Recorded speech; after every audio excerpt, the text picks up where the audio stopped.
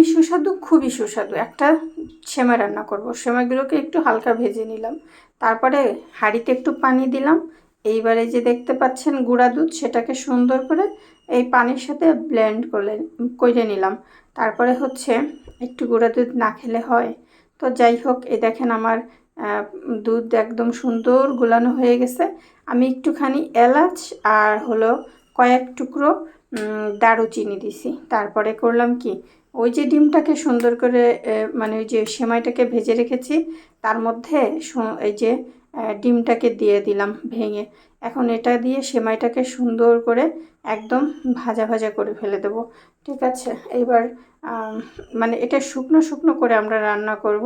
এই জন্য আমরা এটাকে মানে ভিজে করে তারপরে এটাকে সুন্দর করে নাড়াচাড়া দিতে হবে। আর পরিমাণ মতো আপনারা চিনি দেবেন। তো যদি চিনি আচ্ছা, 1 চিমটি লবণও দিয়েন। মিষ্টিতে না একটু লবণ দিলে মিষ্টিটা খেতে অনেক বেশি ভাল লাগে। ভাল লাগলে শেয়ার দিয়ে পাশে থাকেন। কেমন হলো আমার রান্নাটা?